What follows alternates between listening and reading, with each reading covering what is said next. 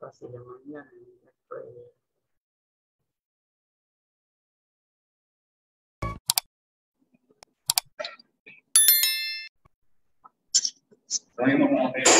Sir, good morning po. So, ang topic naman po natin ngayon ay ang vermiculture and vermigas production. So, what is vermicomposting? So, this is a term used to refer the technology of converting biodegradable materials into organic fertilizer using earthworm. So, ito po yung natural way, kumbaga kung saan po natin ipino-convert ang ating mga biodegradable materials o anuman pong waste natin na meron tayo into organic fertilizer. So, benefits of vermicomposting. So, this is a mature technology in solid waste management. Production of vermicompost or vermigas as a source of plant food and soil improvement. So, yung vermicompost po is nakakatulong po na improve po yung ating soil. So, ang soil po kasi natin is compacted. So, the vermicompost help to loosen up the soil. So, itinataas po niya yung nutrients ng ating soil and help to drainage ng ating soil. So, the next is sustainable organic agriculture and aquaculture. So, ang vermicompost din po is ginagamit natin sa ating halamanan o sa ating agriculture, sa mga gulay-gulay natin, and then sa aquaculture o sa mga pond system. And generates livelihood. So, sabi nga po nila is may pera sa basura. So, if you have a big knowledge in vermicomposting, so you can turn that knowledge into business. So, what is vermiculture? So, from the Latin word, vermis means worm or earthworm farming. And this is also an intentional rearing of earthworm to produce more earthworm. So, ito po yung pag-aalaga o yung pagpaparami ng ating bulate. So, earthworm. So, earthworm is not parasitic. So, hindi po siya harmful. And, pag-push, ini-improve po niya yung ating soil structure, the fertility, with their burrowing and humus-producing action. So, ini-enhance din po niya yung microbial activity that promotes plant growth and health. So, nagsisilbi rin po siyang natural food sa ating fish, birds, and mammals. So, high protein po ang ating earthworm. So, pwede po natin ipakain ng earthworm sa ating fish. Ecology of earthworm. So, meron po tayong 3 feeding pattern. One is the epigeic, which is feed at the surface without burrowing in the soil. So, ito po yung earthworm kung saan mas naninirahan po sila sa mga areas na maraming organic materials. So, ang sample po ng earthworm na ganito is the African nightcrawler o Eudrilus eugeniae. And the second feeding pattern is the anisic o yung feed at the surface and burrow into the soil. So, ito nga po ang sample niya, Lubricus terrestris. And then the endogic, feed on soil in permanent burrow. So, usually po ito, ito po yung earthworm na hindi madala sa surface. So, usually nandun po siya sa top ng ating soil. So, this is African nightcrawler. So, the scientific name of African nightcrawler is Eudrilus eugeniae. So, taxonomical classification. So, they belong in the phylum Annelida or the segmented worms and the class Oligaita. So, fugrisan po sila. So, madali po silang maputol. So, hindi po sila katulad ng native na medyo makunat po. And family Eudrilidae. Genus Eudrilus, species Eugeniae, or the common name African nightcrawler. So, ang African nightcrawler po natin is galing sa West Africa. And inintroduce po sila ni Dr. Otto Graf dito sa Pilipinas in 1982. So, ang African nightcrawler po is the best species used in vermicomposting, especially in the tropical or moderate climate. And lumalaki po sila ng 30 centimeters into 13 to 15 or 13 to 15 inches. And bumibigat po ng 3 grams each. So, ang lifespan po ng ating bulate or ang ating earthworm is 1 to 2 years in nature. And yun nga po, lumalaki po sila ng 30 centimeters and bumibigat ng 3 grams. So ang ating earthworm po is do not have lungs, but they have 5 pairs of hearts. They breathe through their skin. Oxygen and carbon dioxide pass through their skin by diffusion. So this is the digestive system of our earthworm. So this is the mouth, the pharynx, esophagus, and the crop, gizzard, and then the intestine. So ang bulate po natin is kayang kumain ng simbigat nila and kaya nilang mag-produce ng 50% ng kinain nila in a day. So this is the cocoon, this is the juvenile, and this is the adult. So sa cocoon po, after 2 weeks, they turn into juvenile, and after 2 weeks, they turn into adult or breeder. So our earthworm are hermaphrodites, kung saan meron po silang male and female sex organs, but they still need to mate for them to reproduce.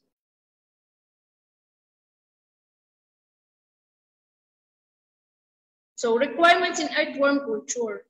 So this is the drainage and aeration. So kailangan po is hindi binabaha yung ating lugar. So kailangan din po ng oxygen sa kanilang respiration. So ang kailangan din po nating i-maintain yung 80% moisture content. So, kasi pag bumaba po sa 60 to sa 80% ating moisture content is madalas po tumatakas ang ating bulate. So gusto po nila sa medyo basa-basa. And the temperature is 17 to 28 degrees Celsius. So they are cold-blooded animals. And hindi po nila kayang i-tolerate yung 12 degrees Celsius. So mamamatay na po sila sa ganung kalamig. So protocols in vermiculture. So una is the site selection. So una, dapat meron kang source of materials. Sa paglalagyan mo ng iyong vermiculture bed, dapat meron kang mga source materials. And dapat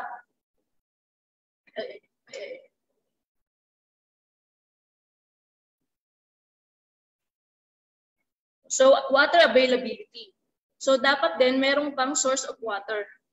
Kasi nga po, dahil nga po kailangan ng 80% moisture content ng ating bulate. So flood-free area. So kung kailangan nilang ng tubig, na sapat na tubig, pero hindi rin nila gusto ng sobrang basang-basa ang kanilang lugar. So number 2, sourcing of organic materials. So locally available materials. So ang mga low-cost po is mga crop residues, mga livestock waste like goat, sheep, carabao, cattle, horse, pig, and rabbit. So, and next po is kitchen waste. So, maganda rin po sa ating vermibed is yung vegetable and fruit peelings, grass and leaves of leguminous trees, or the kakawate, ipil-ipil, and banana tree. So, this is the different types of shredder used in our center. So, the multipurpose shredder, the agricultural shredder, and the grinder. Ito naman po yung mga available na mga materials sa BFAR NFTC. So the dried kangkong, the madre de agua, the banana, and the grasses. And we have carabao manure and crop residues. Rice, straw, and EPE. So ito po yung mga suitable na ginagamit sa ating vermicomposting. So sa manure po, carabao, yung duck, horse, cattle, pig, rabbit, goat, and chicken. And sa plant materials naman po is the crop residues, yard waste, o yung mga kalat po natin sa bakuran natin like grasses and leaves, banana trunks, leaves, and peelings, kitchen waste, vegetable and fruit peelings such as potato, cabbage, pumpkin, the papaya, and the watermelon. So pwede rin po yung mga crushed eggshells. So need po natin i-crush muna yung egg bago po natin ilagay sa ating composting. So and the shredded carton, the paper, and the tissue. So ito naman po is not suitable for our vermicomposting. So sa manure po is the dog manure, the cat, and human manure. So sa plant materials naman po, mahogany leaves. Medyo mahirap pong mabulok ang mahogany leaves. And pag nabulok po siya is meron po siyang bitter taste. So hindi po siya gusto ng ating bulate. And the sour fruits. So yung sour fruit po like citrus, hindi rin po siya maganda sa ating vermicomposting. So, magiging acidic lang po ang ating vermicompost bed. And onion and garlic. So, small amount of onion and garlic peelings is okay. Pero large quantity ng onion and garlic is hindi po maganda sa ating vermicompost. Ayaw po ng bulate natin ng too spicy. So, iiwasan lang po nila ito at mabubulok lang po at babaho sa ating vermicompost bed. And mga hugas, liquid food waste, hindi rin po maganda na naglalagay po tayo ng mga kanin-kanin, stock ng mga sabaw, ng mga bones. So ayaw po yun ng ating bulate at mabubulok lang po yun. At babaho po. Design and construction of vermibed. So dito po sa aming center is meron po kaming 4x10 by 0.5 or 40 square meters na laki ng bed kung saan 0.5 po ang height is meron po kaming 20 unit and meron po kaming 2 by 2.5 and height of 0.5. So meron po kaming 10 unit na maliliit na compartment and should be constructed in a clear area with shed provision. So this is our concrete beds. Preparation of bed materials. Rice hull is recommended for a good bottom level structure and to avoid waterlog during watering. So naglalagay po kami ng rice hull sa pinaka-bottom ng aming bed. So para maiwasan po natin yung pagbaha kapag nagdidilig tayo, kapag nasobrahan po tayo ng dilig. So makakatulong po ito. And nag-i-install din po kami ng net o ng fine mesh net sa ilalim para po maiwasan ang pagtakas ng aming mga bulate at for easy harvesting na rin po. So number 4 is the layering of substrates. So ito po is 5 square meters. So every square meters po kasi is kailangan po natin ng 100 kilogram per square meters. So sa 500 square meters, we need a carbon nitrogen ratio of 30 to 70 carbon ratio. So ang manure po natin is kailangan po natin ng 150 kilograms. And sa plant materials naman po is kailangan po natin ng mga 350 kilograms. So this is the actual illustration. So una po is the plant material sa ilalim niya. And then next po is carabo manure. The next po list is plant materials, carabo manure, plant materials. So ito po is makakatulong po sa mabilis na pagbubulok ng ating vermibed. Denisi, paki-ano lang, wag daw masyadong mabilis. Maraming nagsasabi. Wag masyadong mabilis. Po. Relax lang. Okay.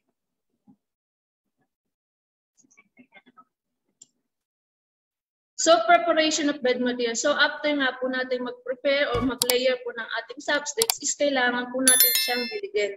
So, yun po kailangan po natin i-maintain ang 80% moisture content. So, dito po sa before FTC, is meron po kaming manual watering using garden hose and then watering using automated sprinkler and meron din po kaming improvised sprinkler using PVC pipe. So ito pong nasa gitna po ng aming mga compartment is the PVC pipes, the improvised sprinkler. So after nga po ng pagdidilig is kinakoberan po namin sila. So prepared bed is covered with plastic sheet or several layers. O kung wala naman po kayong plastic sheet, pwede po kayong maglagay ng mga coconut leaves or to initiate thermophilic decomposition. So ito po is makakatulong para sa mabilisang pagbulok ng ating vermibed. So this is the composting process. So compost must go to 3 phases. So ang unang phase po is the heating phase. So kailangan pong ma-meet ang 70 degrees Celsius para po ma-develop ang bacteria and yun pong makakatulong sa mabilis na pagbulok ng ating mga substrates. And the cooling phase kung saan ma-develop ang ating fungi and then the maturing phase kung saan doon naman po maninirahan ang ating bulate. Sourcing of ANC. So, pwede po kayong makabili ng ANC sa halagang 400 to 500 per kilogram. So, stacking of ANC. So, after the anaerobic process, the decomposed material should be checked prior for stacking of ANC. To ensure that the temperature is safe, ANC, place about 10 to 20 pieces of ANC and observe the reaction after 10 minutes. So, ito po yung paglalagay ng ating bulate. So, stacking na po tayo. So, kung hindi po kayo sigurado na pwede na pong lagyan ng ating vermibed, so pwede po kayong maglagay ng 10 to 20 pieces na ANC. So, kapag po ang ANC na yon is umilalim na sa loob ng 10 minutes, ibig sabihin po is ready na for stacking ng ANC. Pero kung ang bulate nyo naman po is pagapang-gapang lang po sa ibabaw, ibig sabihin po, mainit pa sa loob, hindi pa nila kayang pasukin yun. So, mga 2 to 3 days, pwede nyo po ulit i-check kung ready na po ang vermibed.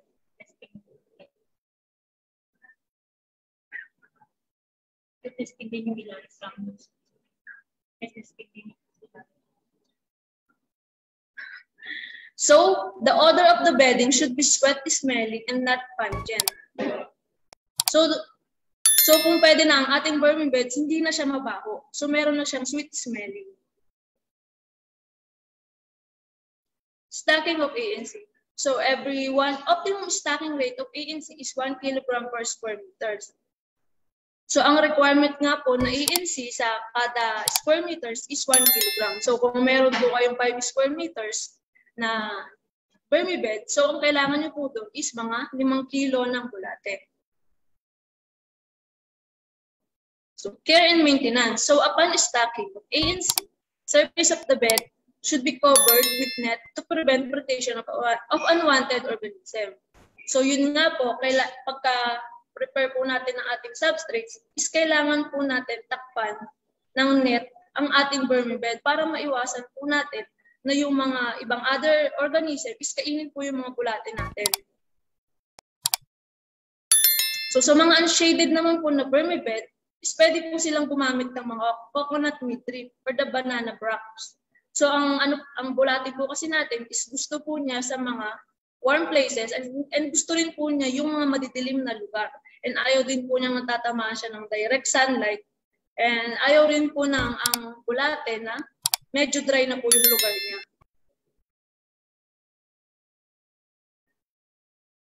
So after po nun is watering of substrates.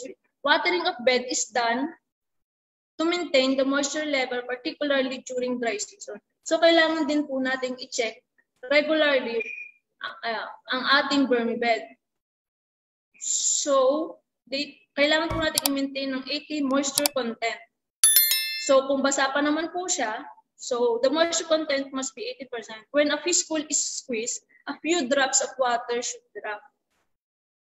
So pwede po kayong mag-testing, try nyo po yung vermicompost nyo. Is kapag in-squeeze nyo po siya, is meron po siyang 2 to 3 drops ng water, it's red, okay pa po siya. So pwede po kayong hindi mag-delete. So ito po yung mga common predators. This is the toad, the birds, lizard, chicken, rats, and ants, centipedes, and beetle grubs. So kaya po natin tinatakpan ng net kasi usually marami pong mga ibon. Lalo na po dito sa amin, marami pong mga ibon. Is kinakain po niya yung aming ANC. And yung mga langgam po, so para maiwasan niyo po na langgamin ng inyong vermibed, pwede po kayong maglagay ng, anong tawag doon?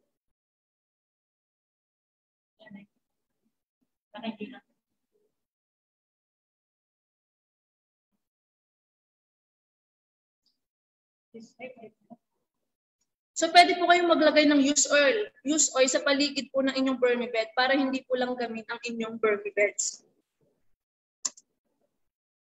So 7, harvesting of processing of vermicompost and vermicast. So ito na po yung collection ng aming vermicompost. So nag-i-start po ang aming collection after 1 month ng pagka-stack nyo po ng African night crawler.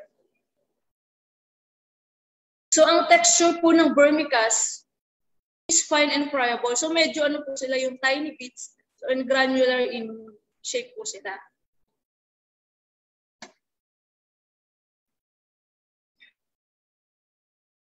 So sorting of ANC.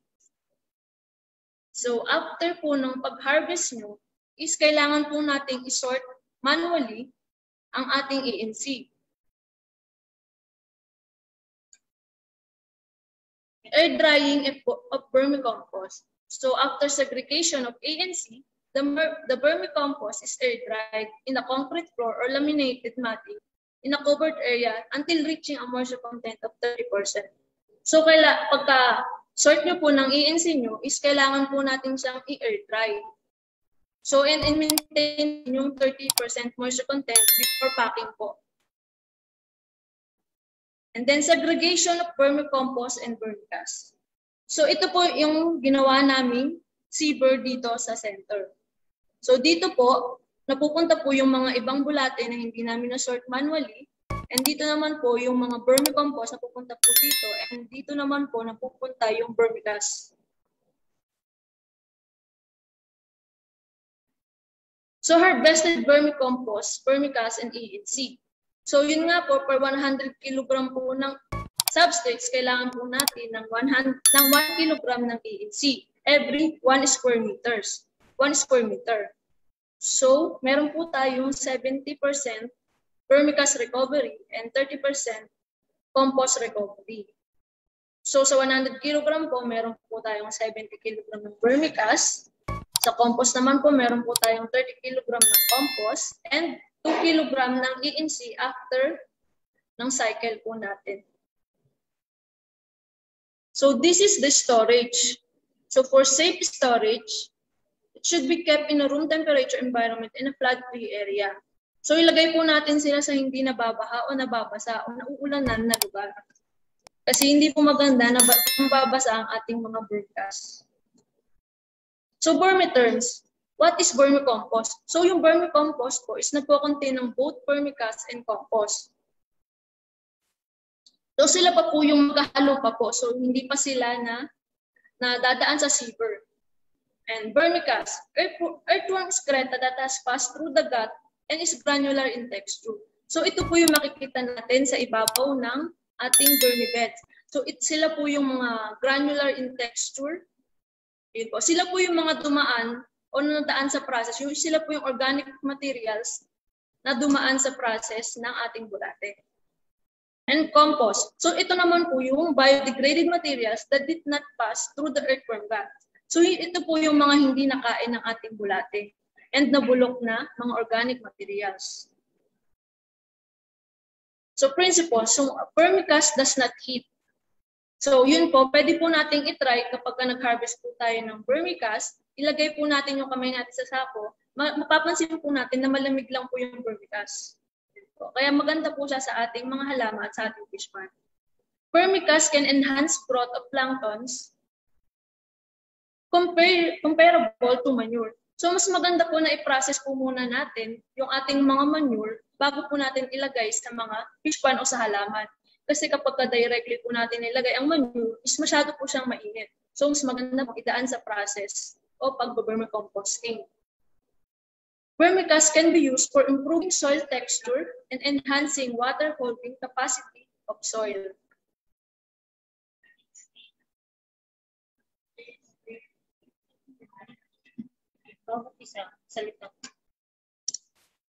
So ayun po, vermicast po is kaya po niyang improve yung ating soil texture and kaya rin po niyang i-help yung water holding capacity ng ating soil.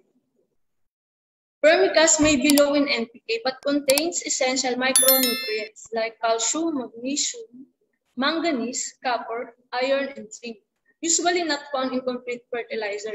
So yung vermicast po is mataas po ang kanilang nutrients.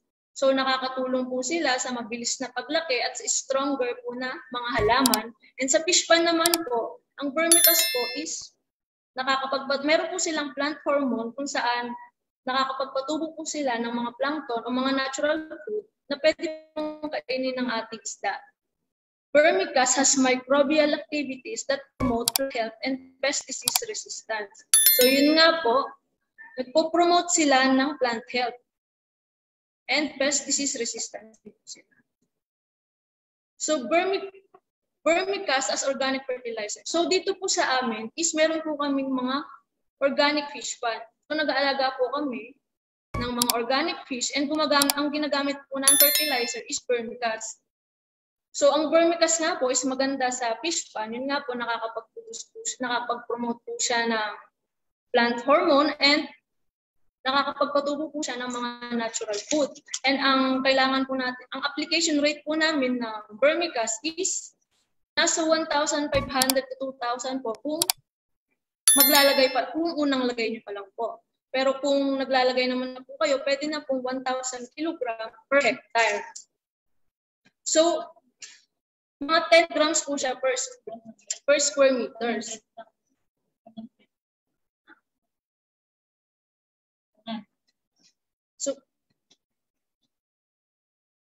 So vermicast is organic fertilizer in ductweed propagation.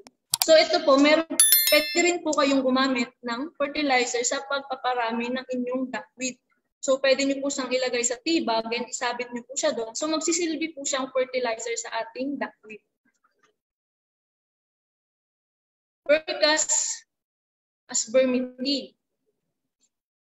So probiotic vermi-tea is added to aquafeeds to improve fish health. So pwede po kayong gumawa ng vermi-tea using our vermicast. So you just need 1 kilogram po ng vermicast, 1 kilogram ng molasses or ng brown sugar. And in 15-liter water po, pagsasama-samahin niyo po yun and i-aerate niyo po siya for 2 to 3 days. So after aeration po, pwede niyo na pong gamitin yung inyong vermi-tea. So sa every 1 liter po ng vermi-tea is pwede niyo po siyang ihalo sa 5 liters ng water. And pagkahalo niyo po is pwede niyo po siyang idilig na sa inyong halaman and use as excellent foliar fertilizer and pesticide for crops.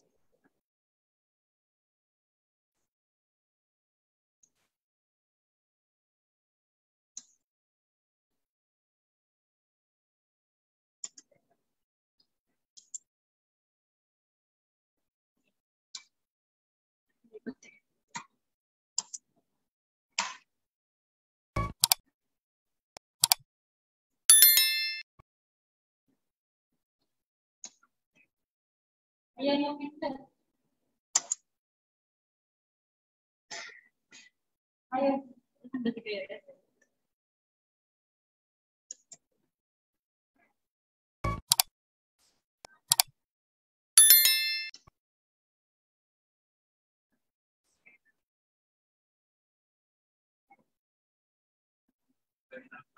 Ayan.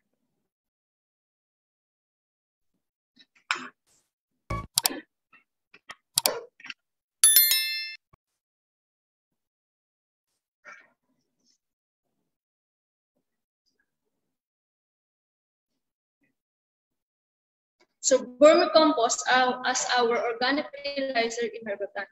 So yun nga po, ang vermicompost po is nakakatulong po sa mabilisang paglaki ng ating halaman at nakakatulong din po ito sa pangpabunas ng ating mga halaman.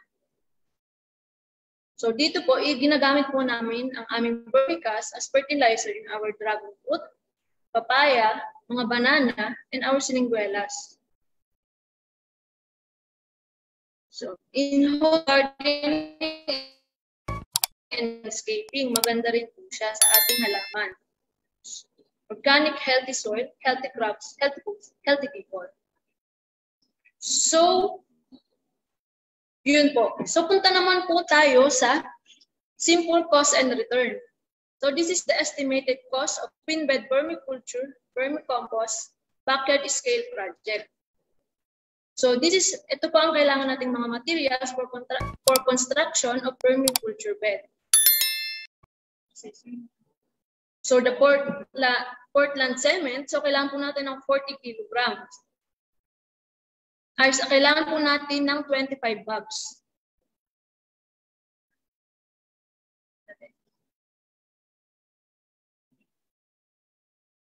So aabutin po ng 35,310 ang construction ng ating vermiculture. And the labor of 12,100 pesos. So ang total construction cost po natin is 47,410.50. And material cost for vermicomposting is 2,050 pesos. So this is our layout of twin beds. So this is 1 by 10 and this is 1 by 10 also. So basic cost consideration, 1 meter by 10 meter twin bed. So kailangan po natin ng 1 kilogram ng bulate sa ating bed. So production cycle of 30 to 90 days. And carbon nitrogen ratio of 30 to 70. So ang 30% po is the manure and 70% po is the plant materials. Feed consumption rate is 100% of its body weight. So yun nga po, ang bulate is kaya niyang mag-consume ng 100% ay kaya po niyang mag-consume ng kasing bigat niya. And kaya rin po niyang mag-produce ng 50% in a day po. And vermicast recovery of 70%. So the fixed cost. So ito po yung labor and materials for the construction of vermiculture bed and the materials for vermicomposting. So nasa total 49,460 pesos fixed cost. So operational cost per cycle. So kailangan po nga natin sa, bali ang bed po kasi natin is 1/10 and the another one is the 1/10. So bali we have 20 square meters. So sa 20 square meters po na yon, kailangan po natin ng 20 kilogram ng ANC. So ang per kilogram po ng ANC is nasa 500 pesos. So meron po tayong cost na 10,000 pesos po ANC. And so sa feedstock naman po, kailangan po natin ng 600 kilogram animal manure. So sa 3 pesos po, kailangan po natin ng 1/8. So sa plant residue naman po is kailangan natin ng 1,400 kilogram. So sa 50 cents, a total of 700 pesos. And we have labor of 1,000 pesos, transportation cost 1,000 pesos, and miscellaneous of 1,450. So per cycle po is meron po tayong 15,950 pesos. Operational cost. And sa isang taon po o sa 4 na cycle is meron po tayong 63,800 pesos. So projected income. So yun nga po sa 4 na cycle o sa isang taon is meron po tayong mapuproduce na 160 kilograms na ANC. So 140 lang po ang ating ibibenta, and if iiwan po natin yung 20 kilograms ng ANC for next production po natin. So 140 kilogram ng ANC at 500 pesos is meron pong 70,000 pesos na kita. And then sa vermicast naman po, vermicompost po natin is sa isang taon po, meron po tayong mapuproduce na 8,000 kilogram. So ang 70% po noon is vermicast. So we have 5,600 kilograms or 5.6 tons vermicast. At maibibenta po natin ito sa 10 pesos. So 5.6 multiplied by 56, so 5.6 tons at 10 pesos, meron po tayong 56,000 pesos. So 70,000 plus 56,000 is meron po tayong net income na 126 per year. So we have a gross sale po na 126,000. So every cycle nga po, kailangan po natin meron po tayong operational cost na 15,950. So sa 4 na cycle, we have 63,800 pesos. So gross scale, 126,000 pesos minus by operational cost, 63,800 pesos. We have a net income of 62,200 pesos. So sa return on operating expenses po, net income over operating expenses multiplied by 100. So we have a net income of 62,200 pesos. Net income 62,200 pesos over operating expenses na 63,800 pesos. So multiplied by 100, we have 98.12% po. So sa return on investment naman po or ROI, we have a net income of 62,200 pesos and project cost po na 49,460 pesos, 50 times 100, we have a 125.75% ROI. Yun po. And sa payback period naman po, we have a project cost of 49,460.50 pesos and net income of 62,200 pesos. So sa payback period, 0.79 years. So meron po tayong 8 months para po maibalik po ang lahat ng ating ginastos sa ating vermibed. So yun po. And thank you.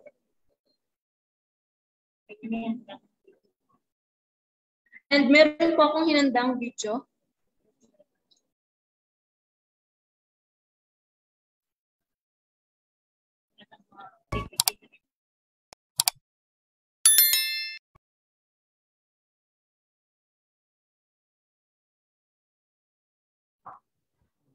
Okay po. So, So thank you very much, Ma'am Genesis, for sharing the knowledge about the vermiculture and vermicomposting. So para po sa mga katanungan natin, ang chat box po, pwede na po natin i-type yung mga katanungan natin. So may video pa. Ito po.